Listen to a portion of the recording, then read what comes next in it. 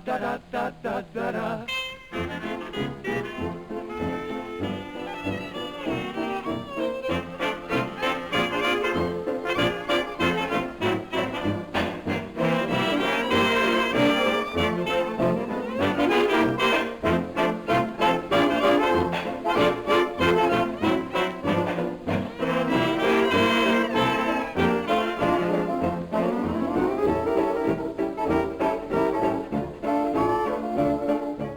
Robert, why do you believe that modern package design is so god-awful, wretched, depressing, and badly conceived?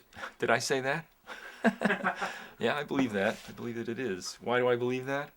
I don't know. You could say it's a matter of personal taste, I suppose. But I don't know. If you compare modern design like this award-winning CD cover here, God, it's unbelievably bad to you know, my point of view. That's atrocious. Award.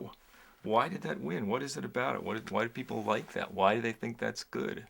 It beats me. Okay, it's got some clever kind of layering overlays. Oh, that's clever. That's real.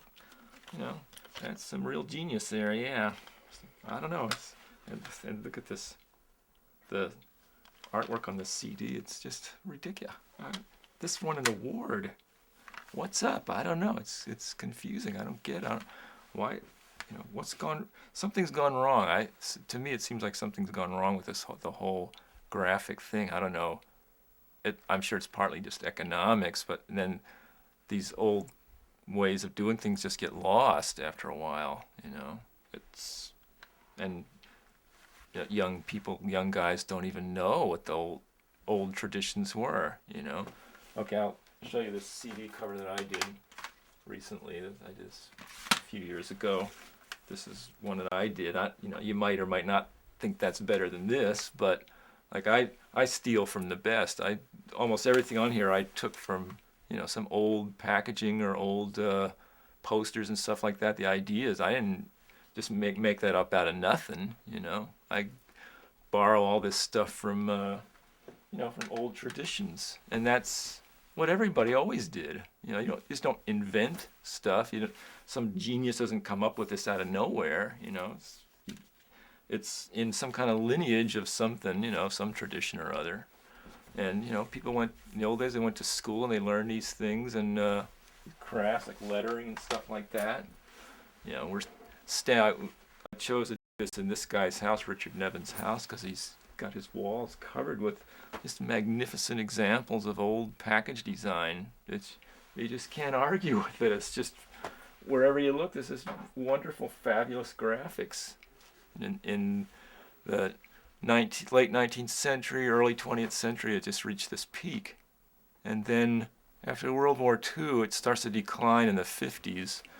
They started using mechanical lettering and photography, and a lot had to do with economics. It was just cheaper, and these artists in those days, they worked for peanuts. It was slave labor, basically.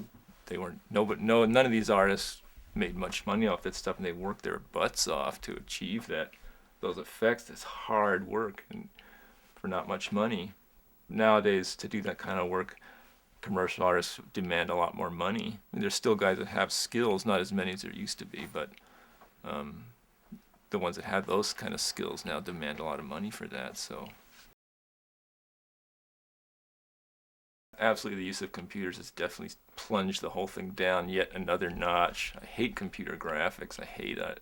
It all just looks mechanical and uninteresting to me. It's uninteresting no matter how much snazzy, like all this computer animation you see on TV and the commercials and in all the like logos of corporations, and the lettering moves around and all that. This doesn't interest me at all. I much rather see an old stationary logo that's beautifully rendered. Maybe I'm old-fashioned. I don't know. And I remember reading something about the guys that did the illuminated manuscripts griping about when print first was invented, when they first invented printing.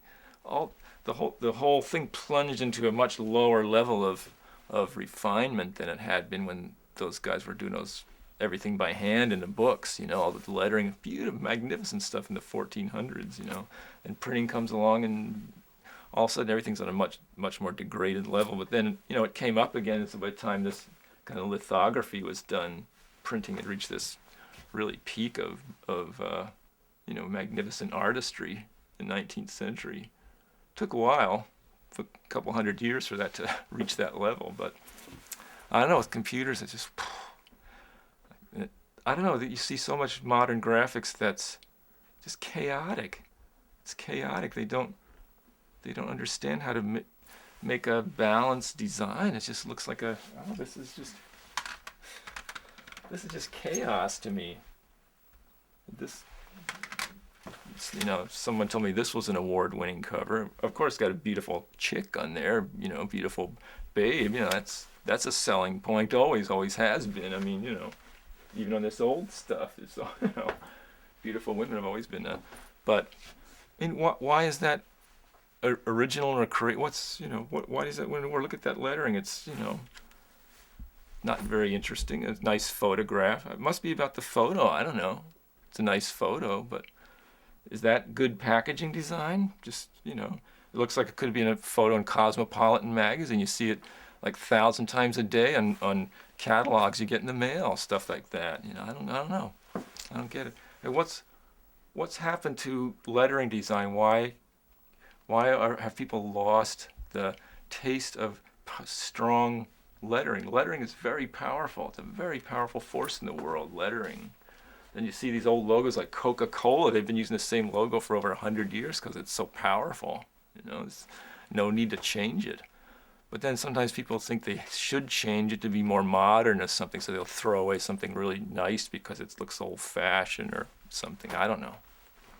It's a completely new discovery. All this fabulous buried culture is just buried because we live in a commercial culture, and they keep having to come up with new stuff all the time. You have to keep cranking stuff out. It's to make money, and it's just about making money. No, I don't think the size is a problem at all. I think you can do something just as good in that size as you could in a larger size. I mean, there's a book that came out recently of old matchbook covers. The little cardboard matchbook covers. Thousands of magnificent matchbook covers. They're beautiful. In some pages they blew them up to fill the whole page, and even though that makes the edges all rougher and everything, to blow them up because they're real cheaply printed originally. They're fabulous designs. In the 1920s, 30s, 40s, the most insignificant objects had this wonderful designs on them. Greeting cards, like just you walk into a market, just the cans of peaches, just all the products had wonderful labels. That this commercial art and design had just reached some peak. It was a golden age of commercial art. And in the 50s, I remember even as a kid watching the whole thing decline. You could see it decline. Do you believe effective graphics are a matter of aesthetics or commerce? Meaning, it's done to sell. Well, in American culture and modern culture, aesthetics and commerce are so intimately, connected and interwoven. It's really hard to separate them. I mean, a lot of what's gone wrong has to do with the economics of the situation. They just, to do this kind of work, it's time consuming. It takes a high level of skill. And in the old days, these guys would do that for not much pay. Nowadays, you got to pay them more to do that kind of stuff. But even on the cheapest level, I mean, it seems to me you could still have some kind of graphic taste that makes sense. I mean, if you disliked rock music so much, why did you design the cover of Janis Joplin's Cheap Thrills? Okay, let's show that. This is probably one of the things I'm best known for having done. Is this thing. This probably got more women interested in me than anything else I've ever done, is the fact that I did this. Oh, you did the Cheap Thrills cover. Wow, cool, Basically, I did it because Janis Joplin asked me to do it. And I liked her. She used to hang around. She liked comics, She asked me to. I didn't like her music, but I did it because she asked me to, and I needed the money.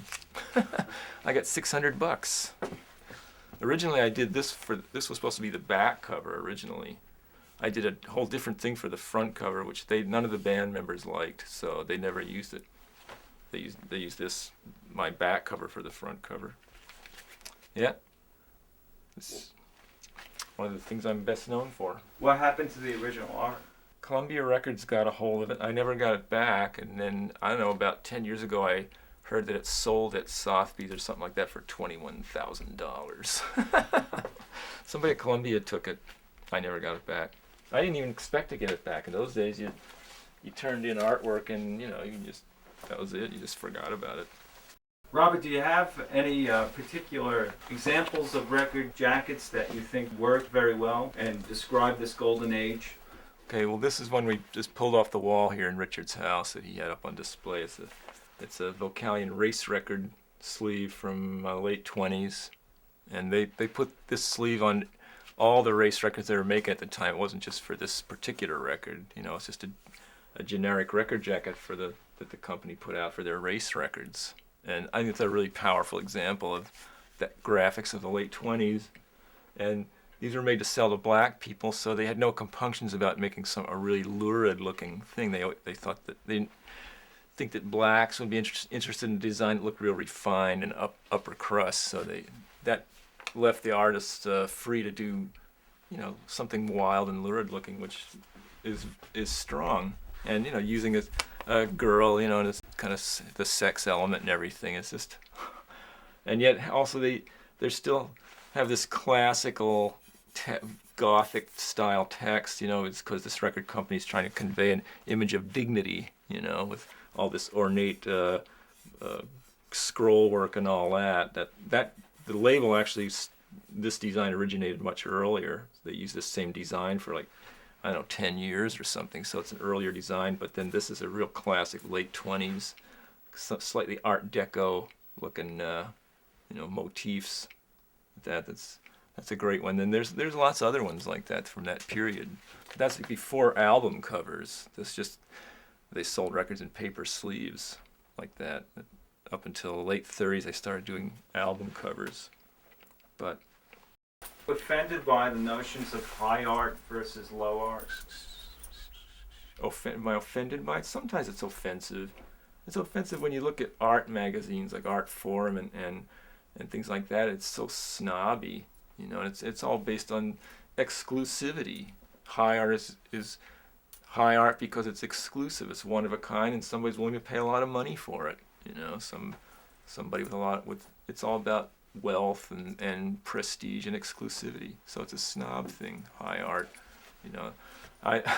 Now they're putting me in museums, and I have a chance to talk to these people, like museum curators and art critics and stuff like that. When I was young, comics, it's just beneath contempt. But now, starting getting some recognition because the whole thing is so bankrupt, the whole high art scene. And so I have this tirade I go on with them, where I'll point to, something like this and say, to me, this is as good as Picasso. Why is that any worse than Picasso? What is inferior about that to Picasso? This guy's not known. There's no signature on it. You don't even know who he is, the artist. But it's just a great visual image. This is as good as a Picasso painting. Why is modern packaging design so god-awful, wretched, depressing, and badly conceived? I won't be able to make it to the conference. I got too much else going on around that time. Visitors coming, deadlines to meet, etc., etc. Too bad, since I could rave all night about the terrible state of contemporary commercial design and how there was once a golden age in which even the smallest, most humble commercial products came attractively presented. A card of buttons, a book of matches, a can of beans, a bottle of hair tonic, a 5-cent candy bar. Record labels were things of beauty, gaudy or dignified. Covers of cheap pulp magazines were vivid, lurid, beautifully designed with powerful logos. Imaginative, attractive lettering was everywhere. Standards of layout and design were high everywhere, from the fanciest studios of New York to the itinerant sign painters in the smallest podunk towns. Very eloquent. What went wrong? And now with computers, it seems to have only gotten worse.